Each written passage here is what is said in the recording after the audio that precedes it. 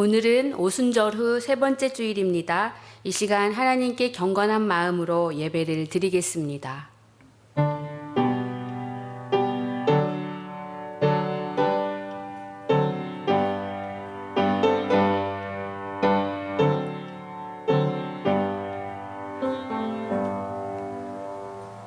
보라, 우리가 여호와의 산에 올라가서 야곱이 하나님의 전에 이르자. 그가 그의 도를 가지고 우리에게 가르치실 것이니라. 우리가 그의 길로 행하리라. 이는 율법이 시온에서부터 나올 것이요 여호와의 말씀은 예루살렘에서부터 나올 것임이라. 사랑하는 성도 여러분, 우리는 지금 거룩한 곳 하나님의 영적인 임재가 머무는 장소에 들어와 있습니다. 마음과 영혼의 문을 열고 귀 기울여 하나님의 음성을 들으십시오. 1분 정도 깊은 묵상의 기도를 드리겠습니다.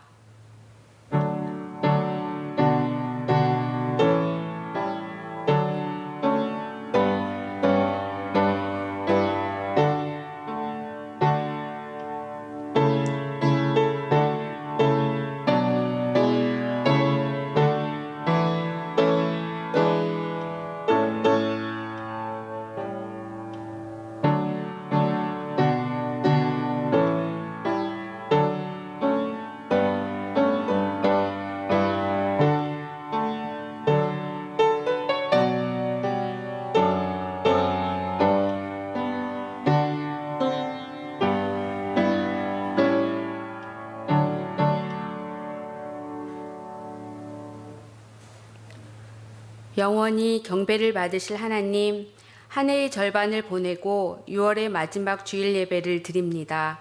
새해를 시작한 것이 어제만 같은데 어느덧 반년의 세월이 흘렀습니다.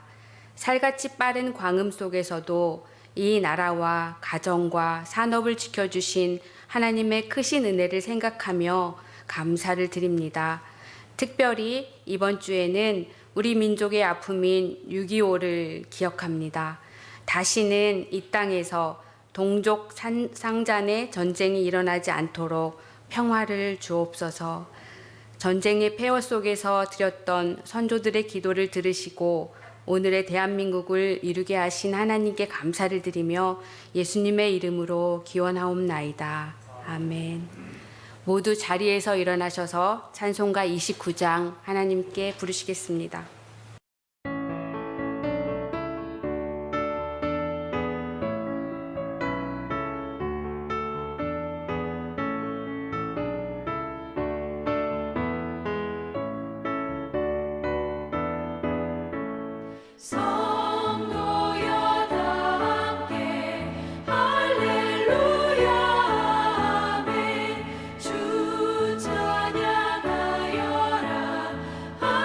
할렐루야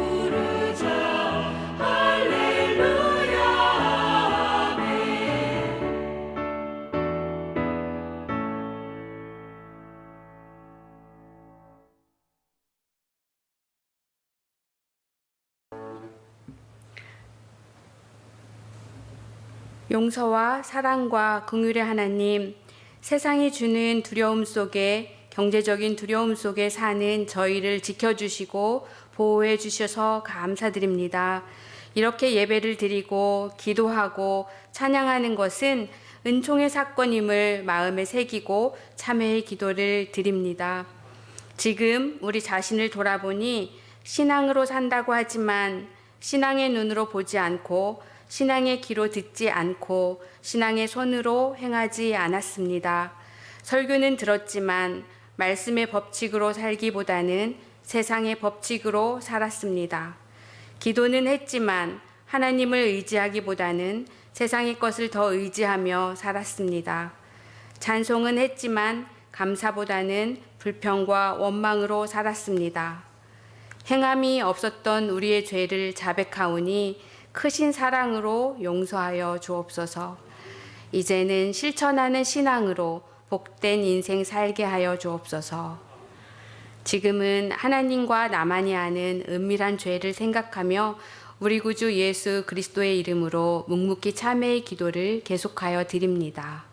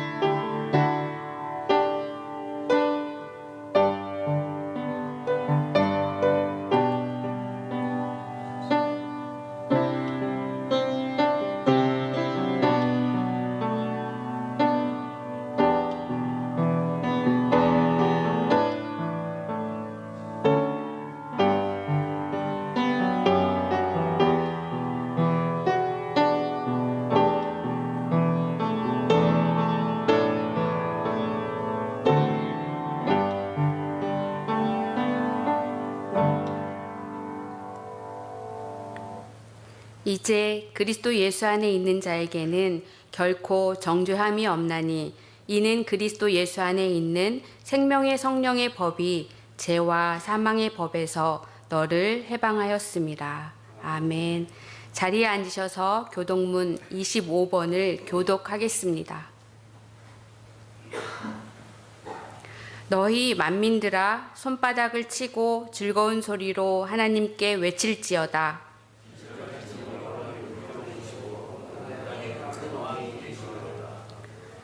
여호와께서 만민을 우리에게 나라들을 우리 발 아래에 복종하게 하시며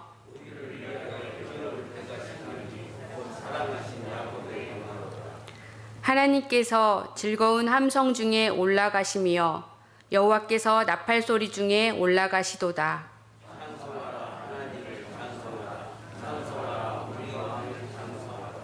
하나님은 온 땅의 왕이심이라 지혜의 시로 찬송할지어다.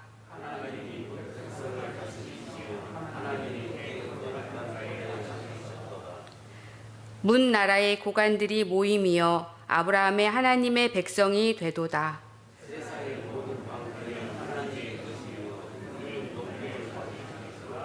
아멘. 다 같이 사도신경으로 우리의 신앙을 고백하겠습니다. 나는 전능하신 아버지 하나님, 천지의 창조주를 믿습니다. 나는 그의 유일하신 아들, 우리 주 예수 그리스도를 믿습니다. 그는 성령으로 잉태되어 동정녀 마리아에게서 나시고 본디오 빌라도에게 고난을 받아 십자가에 못 박혀 죽으시고 장사된 지 사흘 만에 죽은 자 가운데서 다시 살아나셨으며 하늘에 오르시어 전능하신 아버지 하나님 우편에 앉아 계시다가 거기로부터 살아있는 자와 죽은 자를 심판하러 오십니다. 나는 성령을 믿으며 거룩한 공교회와 성도의 교제와 죄를 용서받는 것과 몸의 부활과 영생을 믿습니다. 아멘. 찬송가 89장 다 같이 부르시겠습니다.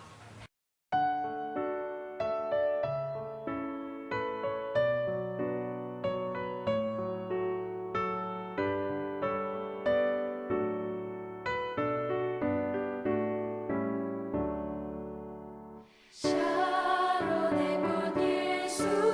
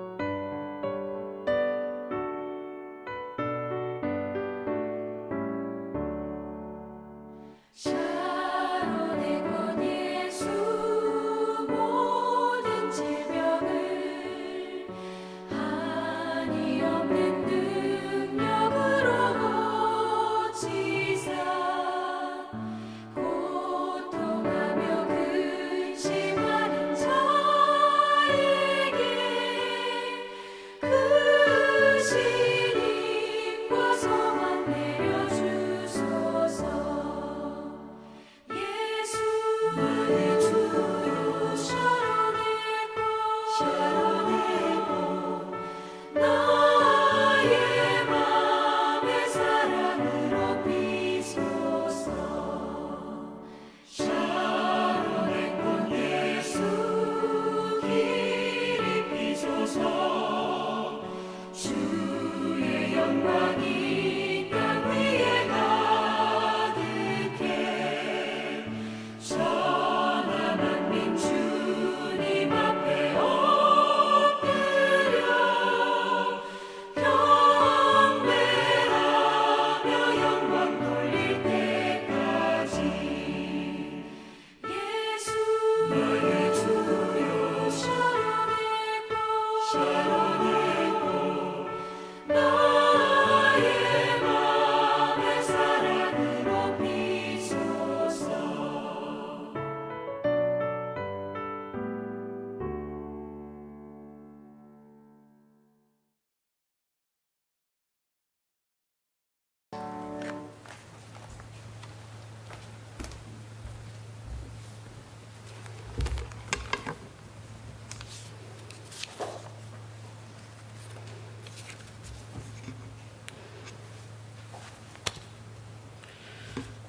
우리를 눈동자같이 지켜주시는 하나님 아버지, 하나님의 백성이 왕 되신 하나님 앞에 모여 향기로운 예배를 올려드리게 하시니 감사합니다. 지난 한 주 동안도 주의 은혜로 복된 나날을 보낼 수 있었음에 감사합니다. 때로는 공고하고 고난 가운데 있었지만 함께 하신 주님을 바라봄으로 승리할 수 있었기에 감사합니다.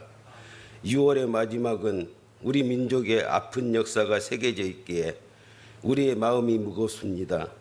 일제 식민 통치와 참혹한 6.25 전쟁을 아픔으로 겪고 산업화의 그늘에서 어려움을 겪었지만 하나님의 은혜로 시련과 아픔을 잘 딛고 일어나 열방을 이끌어가는 나라가 되게 하셨으니 감사합니다.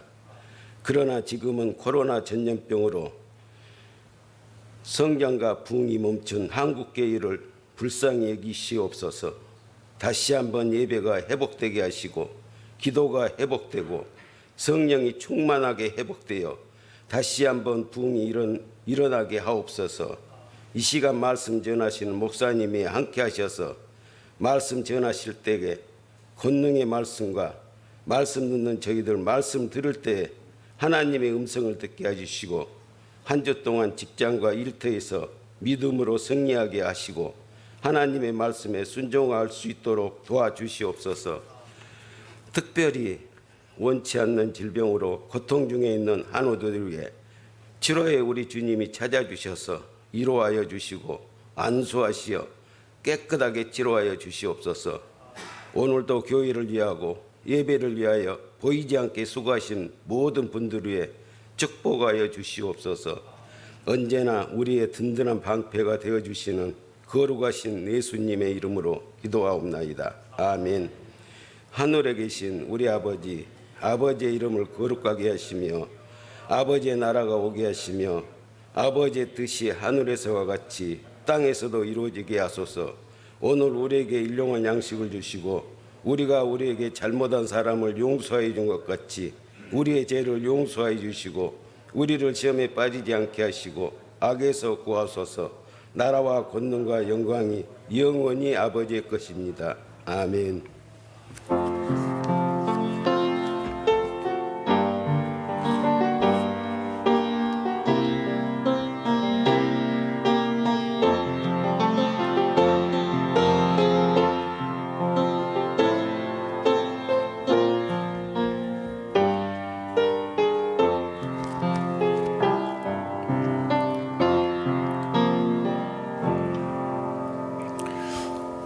우리에게 주신 하나님의 말씀은 시편 23편입니다. 시편 23편 하나님 말씀 봉독합니다. 여호와는 나의 목자시니 내게 부족함이 없으리로다. 그가 나를 푸른 풀밭에 누이시며 실만한 물가로 인도하시는도다. 내 영혼을 소생시키시고 자기 이름을 위하여 의의 길로 인도하시는도다. 내가 사망의 음침한 골짜기로 다닐지라도 해를 두려워하지 않을 것은 주께서 나와 함께 하심이라. 주의 지팡이와 막대기가 나를 안위하시나이다. 주께서 내 원수의 목전에서 내게 상을 차려주시고 기름을 내 머리에 부으셨으니 내 잔이 넘치나이다. 내 평생의 선하심과 인자하심이 반드시 나를 따르리니 내가 여호와의 집에 영원히 살리로다. 아멘. 주의 이름으로 축복합니다. 지난주 시편 23편을 통해서 우리가 세 가지 말씀을 나누었습니다.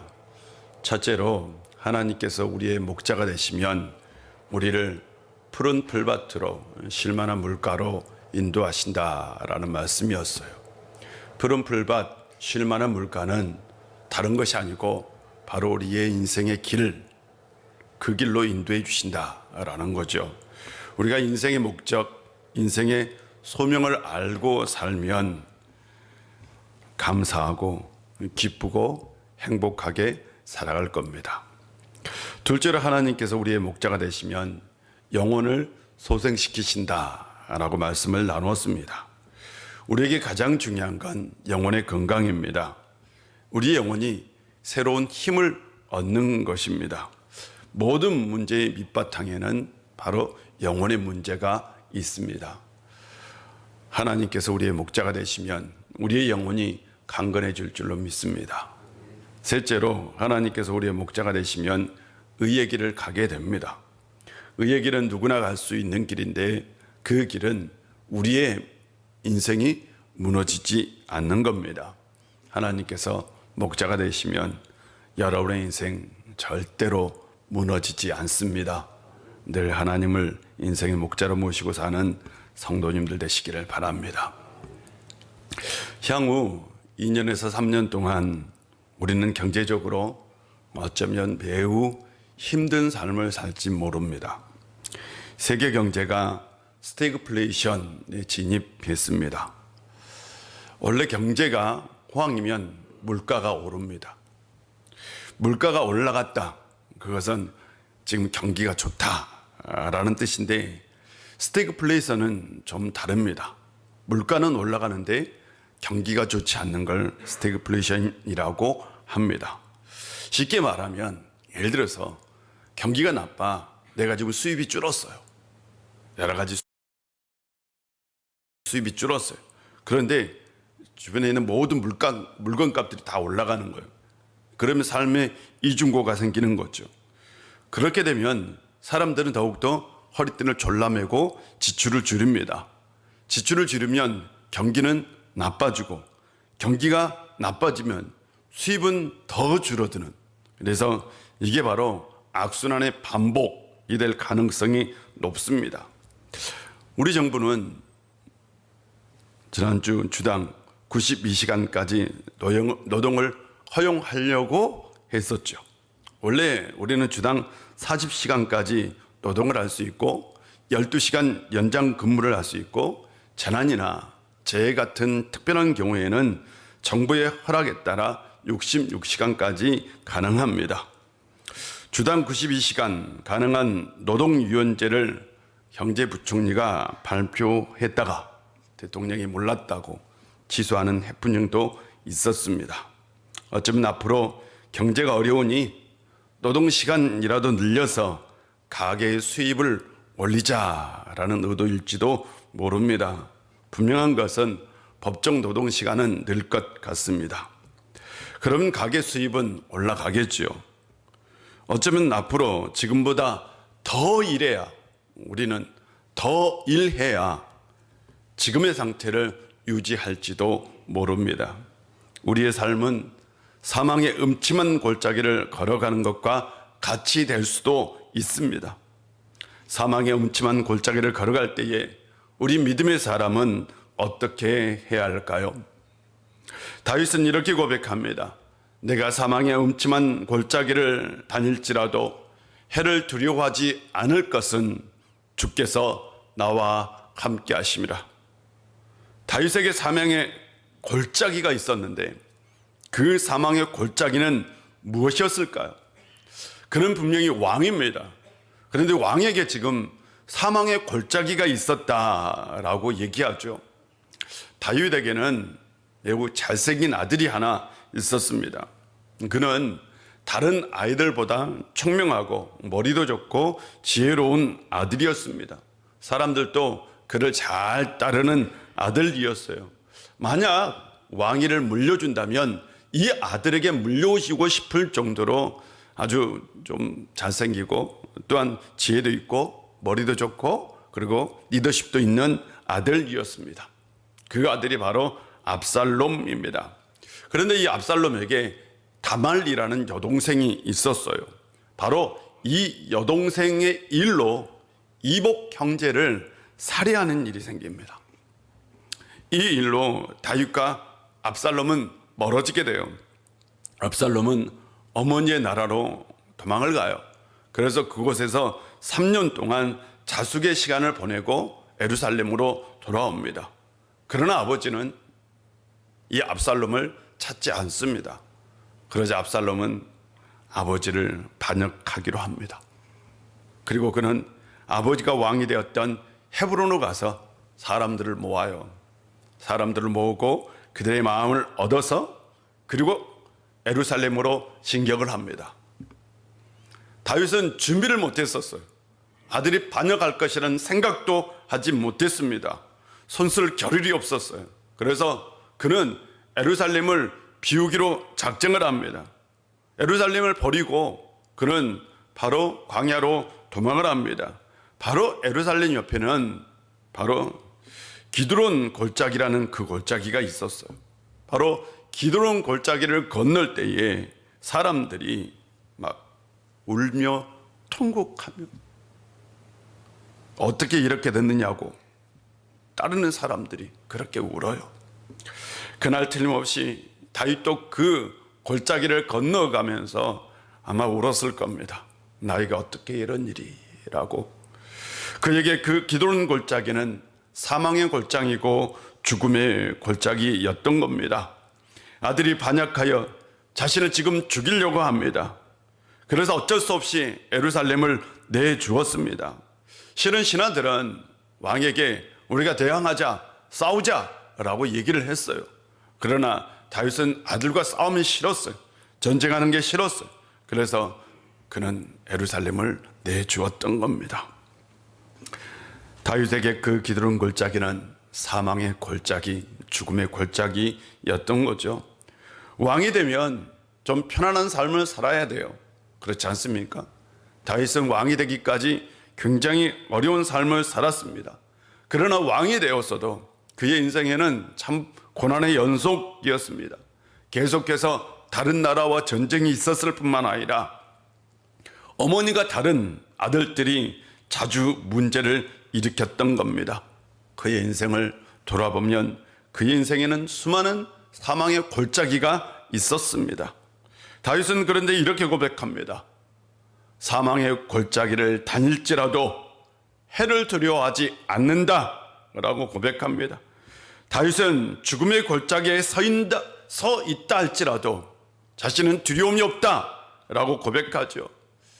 사람이 죽음의 골짜기에 서면 두려워합니다. 여러분이 병원에 갔는데요, 의사가 당신 암입니다. 얼마나 놀라겠어요. 왜요? 죽음이 두렵기 때문에요. 그만큼 우리는 죽음을 두려워합니다. 아마 가슴이 철렁 내려앉을 겁니다. 우리는 코로나를 굉장히 두려워했어요. 왜요? 죽을까봐 두려운 거죠. 우리는 전쟁이 일어날까봐 두려워합니다. 왜요? 죽을까봐 두려운 거죠. 사람은 죽음을 두려워하는 존재입니다. 그런데 다윗은 그 죽음의 골짜기에서 자기는 두려워하지 않는다라고 고백합니다. 왜요? 그는 이렇게 고백하죠. 주께서 나와 함께 하심이라. 그에게는 임마누엘의 신앙이 있었습니다. 자신이 죽음의 골짜기에 있다 할지라도 하나님께서 자신과 분명히 함께 하고 있다는 확신이 있었던 거죠. 아들이 자신의 생명을 노린다 할지라도 하나님께서 자신과 함께하고 있다는 분명한 확신이 그에게 있었습니다. 이것이 곧 다윗의 신앙이고 다윗의 위대함입니다. 여호수아가 약속의 땅 가나안 땅으로 이스라엘 백성들을 데리고 가야 했어요. 그는 초보 지도자였습니다.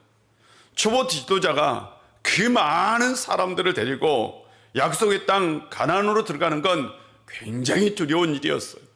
그래서 솔직히 그는 하나님께 두렵다라고 고백했어요. 그러자 하나님께서 그에게 이렇게 얘기합니다.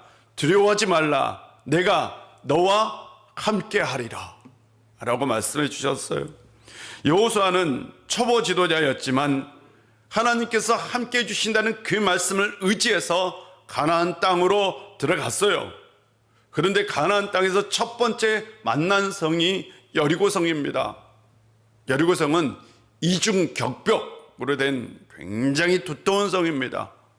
그런데 이스라엘 백성들에게는 당시 성벽을 무너뜨리는 공성태라는 무기가 없었습니다.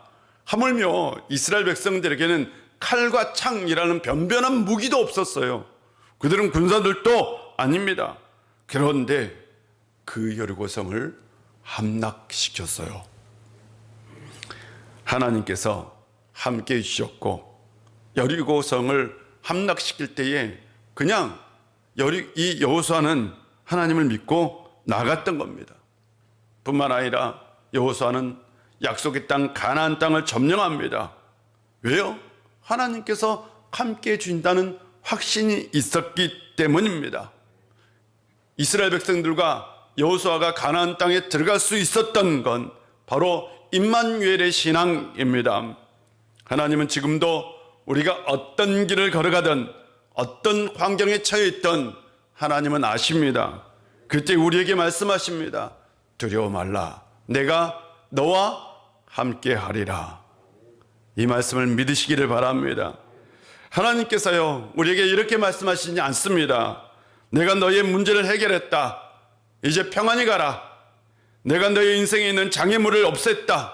이제 안심하고 가라. 라고 말씀하시지 않습니다. 하나님은 우리에게 내가 너와 함께 하리라. 라고 말씀하십니다. 이 말씀은 내가 걸어가고 있는 그 길을 지금 계속해서 걸어가라. 피하지 말고 전진하라. 내가 너와 동행하리라. 라는 거죠. 내가 힘들어하는 일이 없어지리라. 내가 너희 인생의 장애물을 없애줄 것이다. 라는 말씀이 절대 아닙니다. 하나님은 우리의 인생의 장애물이나 힘든 것을 제거하는 대신 우리와 동행하십니다. 하나님이 동행하시면 우리가 사망의 골짜기에 서 있다 할지라도 우리는 두려워할 것이 없습니다. 왜? 하나님께서 우리와 지금도 함께하고 있기 때문입니다. 이것이 곧 임마누엘 신앙입니다. 제가 지난주에 이런 질문을 했었죠. 우리는 정말 하나님이 우리의 인생의 목자가 되기를 원하시는가? 그럴까요? 비슷한 질문이죠. 우리는 하나님이 동행하는 걸 원할까? 우리는 하나님의 간섭 받고 싶을까? 라는 거죠. 제가 지난주에 말씀을 드렸어요. 이 시대 사람들에게는 간섭 신경증이라는 게 있다. 타인이 간섭하는 걸 싫어합니다.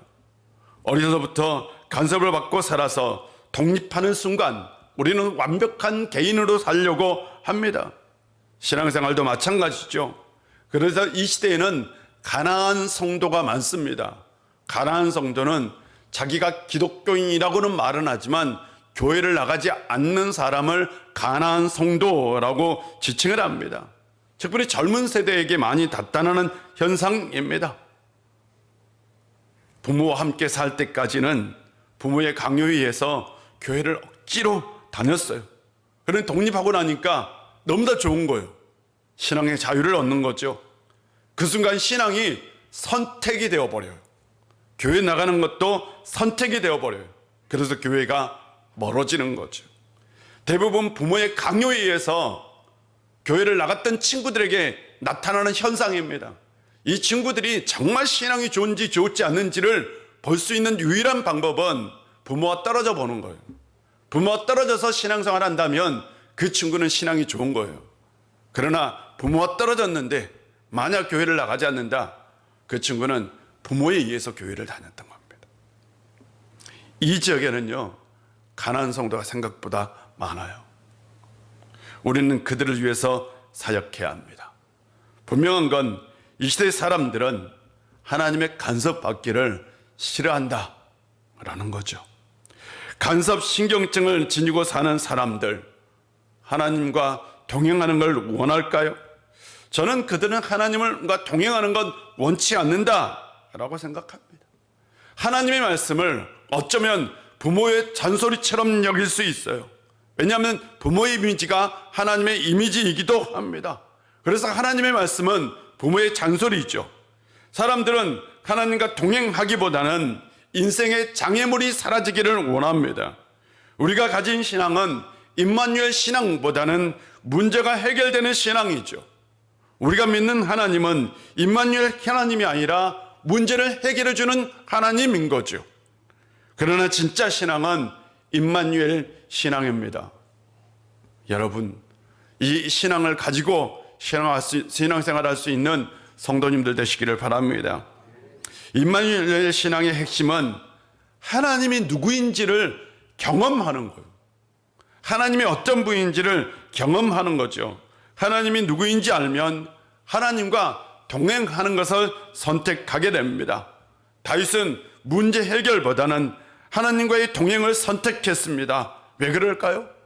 다윗의 인생에서 가장 중요한 사건은 우리가 생각하기에는 골리앗과의 싸움이죠. 실은 다윗은 골리앗의 상대가 되지 않았어요. 그러나 다윗은 물맷돌로 골리앗을 이겼습니다. 인생의 기적이 일어났어요. 우리의 인생에도 이런 기적과 같은 일이 일어났으면 좋겠습니다. 그러나 다윗의 인생에 더 중요한 일이 있었어요. 정말 더 중요한 일이 있었어요. 그건 사무엘상 16장에 나옵니다. 다윗이 사무엘에게 기름 부음을 받는 사건입니다. 사무엘이 다윗의 아버지 이새의 집을 찾았을 때에 이새는 모든 아들을 불러 모았지만 딱 다윗은 제외시켰어요. 다윗은 홀로 들에서 양을 치고 있었습니다. 다윗은 아버지에게 소외된 아들, 아버지의 관심을 받지 못한 아들, 아버지의 사랑을 받지 못한 아들이었습니다. 그런데 하나님은 바로 이새의 모든 아들을 다 물리치고 누구를 선택했느냐? 다윗을 선택했습니다. 그리고 다윗은 하나님의 선택에 의해서 기름 부음을 받고 나중에 이스라엘의 왕이 되었습니다. 그가 이스라엘의 왕이 된 건 하나님의 선택입니다. 자신의 아버지도 자기를 버렸는데 하나님이 자신을 선택한 거죠. 그래서 이스라엘의 왕이 되었던 겁니다. 자신이 이스라엘의 왕이 된 건 하나님 때문이죠. 하나님께서 그를 선택한 거죠. 다윗에게 하나님은 자신을 왕으로 만들어주신 놀라우신 분이죠. 그가 왕이 되어서 잠시 방황했지만 그는 다시 신앙을 회복합니다. 그 회복된 신앙은 하나님과의 동행 임마누엘 신앙입니다. 그는 문제가 해결되기를 원하는 것이 아니라 하나님과 동행하는 것을 선택했어요. 왜냐하면 문제가 해결되는 것보다 하나님과 동행하는 것이 더 중요하기 때문입니다. 하나님이 자신을 선택하였고 왕이 되게 하셨고 지금까지 이르게 하셨어요. 그 하나님은 전능하신 하나님이시죠. 다윗은 분명히 하나님에 대한 경험이 있었어요. 그 경험이 하나님과 동행을 선택하게 한 거죠. 그는 하나님과 동행한다면 죽음의 골짜기에서도 전혀 두려울 것이 없다라는 것을 알게 되었어요. 당장 아들의 반역 사건 시급하게 해결해야 합니다. 맞잖아요? 그러지 않습니까? 왕위를 빠르게 회복해야 합니다. 그러나 다윗에게는 그게 중요한 문제가 아니었어요. 더 중요한 건 하나님과 동행하는 거였습니다. 그는 하나님께서 자신과 함께 해주기를 갈망했어요. 이것이 곧 임마누엘 신앙이고 다윗이 추구하는 신앙입니다. 최고의 신앙은 임마누엘 신앙입니다. 하나님께서 함께 해주시는 신앙, 이 신앙을 가지고 사는 성도님들 되시기를 바랍니다. 마태복음 1장 23절을 보면 보라 처녀가 잉태하여 아들을 낳을 것이요 그의 이름을 임마누엘이라 하리라 하셨으니 이를 번역한즉 하나님이 우리와 함께 계시다 함이라. 주님의 처음 이름은 임마누엘인 것 같아요. 임마누엘은 하나님께서 우리와 함께 하시다라는 뜻이죠. 그래서 성육신의 사건은 임마누엘의 사건이고요, 예수 그리스도의 사역의 핵심은 하나님께서 우리와 함께 하시는 것이죠. 맞지 않습니까? 전능하신 하나님이 왜 인간을 창조했을까요? 왜 자신의 형상에 따라 우리를 만드셨을까요? 왜 손수 사람을 지으시고 그 코에 생기를 불어넣으셨을까요? 하나님은 하나님과 동행할 존재를 만드셨던 거예요. 인간 창조의 목적은 하나님과의 동행이었습니다. 하나님은 아담과 하와에게 자신과 동행하기를 원하셨어요. 에덴 동산은 하나님과 동행하는 공간이었습니다. 그런데 인간이 죄를 지었고 그들은 에덴 동산에서 쫓겨났고 하나님과 더 이상 함께할 수 없는 존재가 되었습니다. 그러나 하나님은 여전히 인간과 동행하기를 원하셨어요. 그래서 독생자를 세상에 보내시고 그의 이름을 임마누엘이라 얘기하고 하나님이 우리와 함께 하시다라는 것을 보여주는 사건으로 하나님은 말씀하고 있습니다. 주님이 이 세상에 오신 것은 하나님께서 우리와 함께 하심을 보여주신 최고의 사건입니다. 하나님은 독생자를 보내심으로 우리와 함께 하십니다. 우리는 예수 그리스도를 통해서 하나님과 완벽하게 화해 역사를 만들었습니다. 예수 그리스도의 십자가의 사건으로 우리는 완전히 하나님과 동행하는 삶을 살 수 있게 되었습니다. 우리의 인생의 최고의 길이 열린 거죠. 그렇다면 우리는 하나님과 동행하는 삶을 살아야 합니다. 이것이 곧 임마누엘 신앙이라니까요. 인생의 최고의 삶은 하나님과 동행하는 거죠. 하나님 믿고요, 하나님 의지하고 사는 것이 최고입니다. 최고요? 여러분, 인생에서 가장 최고는 하나님 잘 믿는 거라니까요. 뭔 말인지 모르겠어요? 하나님 잘 믿고 사는 거, 그게 최고예요. 화요일에 장례가 저에게는 두 곳이 있었어요. 새벽에도 장례가 있었고 저녁에도 장례식장을 다녀왔어요. 우리 일부 예배 반주를 해주셨던 사모님이 계셨어요. 우리 그 반주자 이전에 그 사모님의 아버님이 돌아가셨는데 그 남편이 실은 저 친구예요. 친구 목사인데, 그래서 이제 친구들이 이제 다 모인 거죠. 모였는데 그 친구 중에 한 친구가 장인 얘기를 해요. 이 친구가 신학교 다닐 때 결혼을 했어요. 결혼을 좀 빨리 했죠. 결혼을 할 때에 제가 때는 한 사람도 교회를 다니지 않았대요. 하물며 그래서 결혼을 반대하기도 했대요.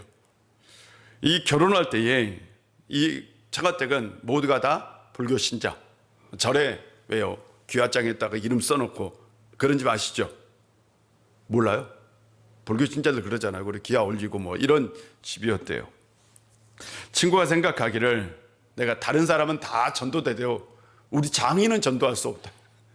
그만큼 완고했대. 장인이 그만큼 완고하고 신학교 다니는 사위가 있는데도 정말 완고한 거죠. 그런데 어느 날 갑자기 암이 생긴 거예요. 그리고 시한부 인생을 사는 거예요. 근데 주변에 생각보다 믿는 사람이 많았대요. 그 믿는 사람들이 신방 가서 기도해주고 찬송해주고 한 거예요. 아니, 교회에 안 다니는 불교 신자한테 그렇게 한 거예요. 생각해 보세요. 친구들이, 이 친구도 가가지고 장인 손을 잡고 기도하기도 이렇게 했대요. 막 주변에 많은 사람들이 와가지고 찾아와서 이제 방문을 한 거예요. 돌아가시기 3일 전에, 그때는 이제 뭐 기력도 다 쇠하고 온몸 암이 다 퍼지고 말씀도 잘 못하실 때래요. 아니, 주무시다가 갑자기 벌떡 일어나신 거예요. 그리고 나서 옆에 있는 장모에게 이렇게 얘기했답니다. 자네 꼭 교회 나가서 하나님 믿어야 하네. 천국은 있네. 그리고 다시 누우신 거예요. 그리고 3일 후에 돌아가셨어요. 장례가 끝나고 어떻게 됐을까요? 온 가족이 다 교회를 나간 거예요. 모든 가족. 왜? 돌아가시기 직전에 누가요? 아버지가, 남편이 천국을 경험한 거예요. 천국이 있다고 얘기해 주니까 다 교회를 나간 거예요. 하나님은 있다, 천국은 있다. 그때부터 장모님이 신앙생활을 하는데 지금도 권사가 되었어요. 새벽기도 하루도 빠지지 않고 다닙니다. 이 친구가 하는 얘기, 장모님 자기보다 신앙이 더 좋다고 라고 얘기할 정도로 하나님은 분명히 계십니다. 그분은 우리와 동행하십니다. 우리가 하나님을 믿고 사는 것이 최고입니다. 이것보다 더 좋고 더 아름다운 건 없습니다. 하루를 하나님과 동행하고 또 하루를 하나님과 동행하는 한 주간의 삶을 사는 성도님들 되시기를 바랍니다. 기도하겠습니다. 아버지 하나님, 오늘도 우리 가운데 함께해 주시고 은혜 주셔서 감사합니다. 아버지 하나님, 한 주간 우리가 살아갈 때에 하루하루를 하나님과 동행하는 삶을 살게 하여 주옵소서. 이 세상 어떤 어려움, 어떤 아픔, 어떤 고통이 있다 할지라도 하나님과 함께하면 두려울 것 없습니다. 하나님과 동행하는 삶을 꼭 살 수 있는 저희들 되게 하여 주옵소서. 예수님의 이름으로 기도합니다. 아멘. 우리 다 같이 일어나서 찬송합니다.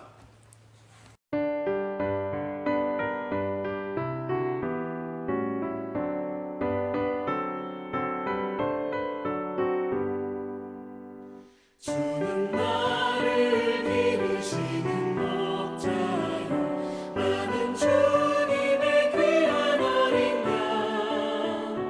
푸른 풀밭 맑은 시냇 물가로 나를 인도하여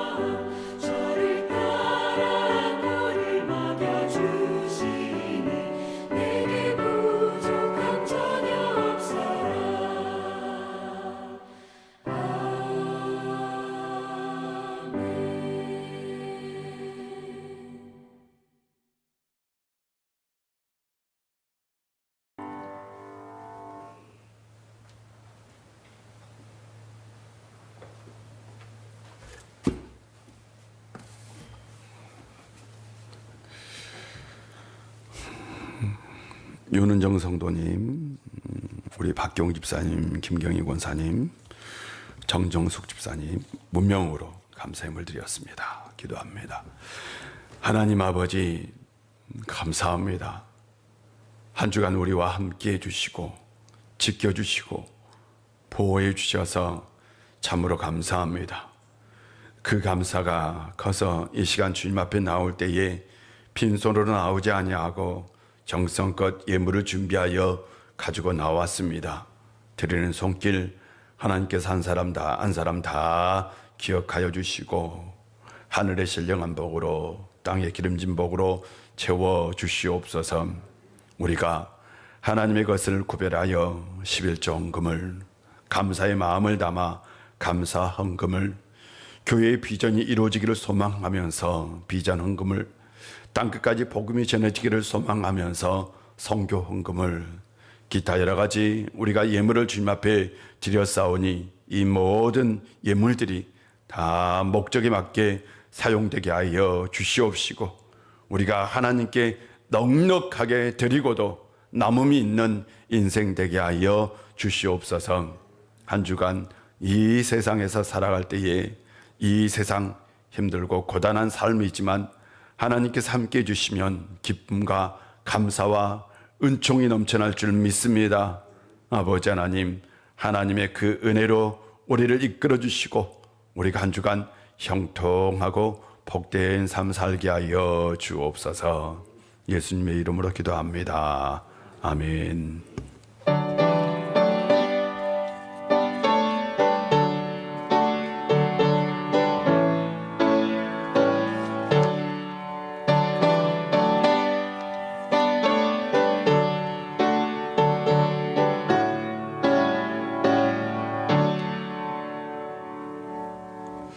자리에 앉아주시고요. 교회 소식을 전해드리겠습니다.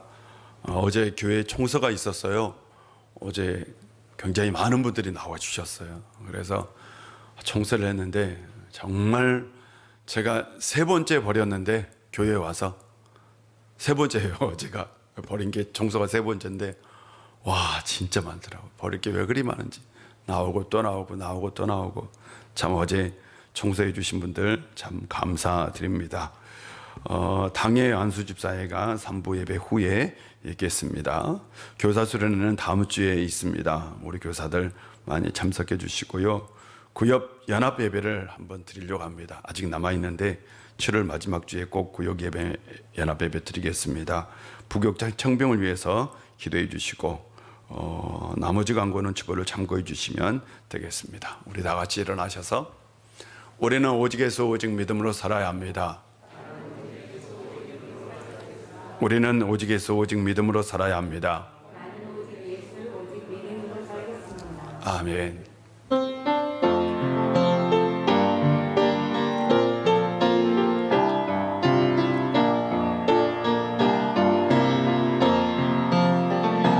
진정한 예배가 숨쉬는 교회 주님이 주인 되시는 교회 믿음의 기도가 쌓이는 교회 최고의 찬양을 드리는 교회 말씀이 살아 움직이는 교회 성도의 사랑이 넘치는 교회 섬김과 헌신이 기쁨이 되어 열매 맺는 아름다운 교회 주님의 마음 닮아서 이웃을 사랑하는 교회 주님의 영광을 위해서 이 대신 주님 전하는 교회 사랑의 불꽃이 활짝 피어나 날마다 사랑에 빠지는 교회 주께서 사랑하는 우리 교회가 이런 교회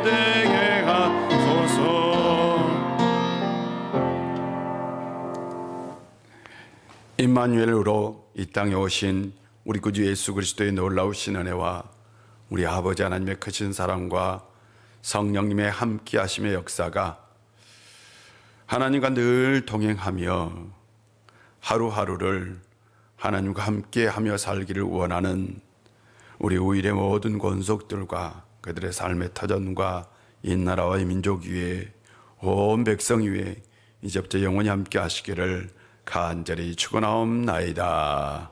아멘.